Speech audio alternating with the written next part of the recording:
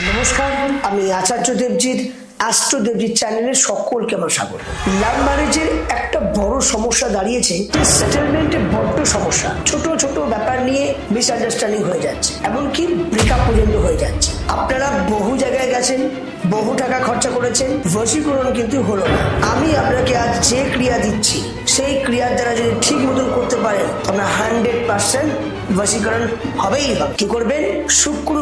শুক্রবার সন্ধ্যের সময় অশ্বত্থ গাছের গোড়ায় গিয়ে প্রণাম করে অশ্বত্থ গাছের ছাল একটু ছিঁড়ে নিয়ে ঘরে চলে আসবে। শনিবার রাতে, মানে শুক্রবার এই ক্রিয়াটা রাত্রিবেলা করলেন, 12টার পর শনিবার হয়ে যাচ্ছে, শোবার সময় তামার ঘটিতে একটু জল নিয়ে আর ওই ছালটি, অশ্বত্থ গাছের ছালটি আপনি কি করবেন, যখন আপনি শোবেন চারিপাশে যদি কোনো নোংরা আবর্জনা কিছু থাকে সব সাইড করে দেবেন। দেবার পর আপনি নির্বস্ত্র অবস্থায় শোবেন, সাথে একদিকে আপনি ঘটির মধ্যে জল পূর্ণ করে ডান দিকে রাখবেন আর বাঁ দিকে আপনি অশ্বত্থ গাছের ছালটা রাখবেন। গুনে গুনে 21 বার এই মন্ত্রটি পাঠ করবেন। কিভাবে করবেন প্রসেস আমি দিচ্ছি।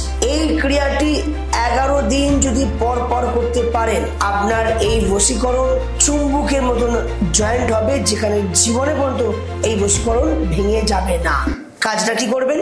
যে মন্ত্রটি হলো ওম কামেশ্বরী বশমায়া, এটি আপনি আঙুলে গুনবেন, কামেশ্বরী বশমায়া, কামেশ্বরী বশমায়া, এইভাবে 7 বার নিজের হাতে আঙুল দিয়ে 7 বার গুনবেন। গোনার পর আপনি কোড়ে আঙুলে নিজের নাভিতে টাচ করে এই মন্ত্রটি পাঠ করবেন। তাহলে 7 বার গাঁট গুনলেন, 7 বার আপনি নাভিতে টাচ করলেন, টাচ করে ওই মন্ত্রটি বললেন এবং সাথে মনে মনে ওই মন্ত্রটি আবার 7 বার পাঠ করবেন। তাহলে 7 7 7, তাহলে 21 বার যে পাঠ হবে, 11 দিন করবেন। আপনার এই বশীকরণ চিরদিনের মতন 100% জয়েন্ট হবে। তাই সকলে ভালো থাকবেন, সুস্থ থাকবেন। জয় মা।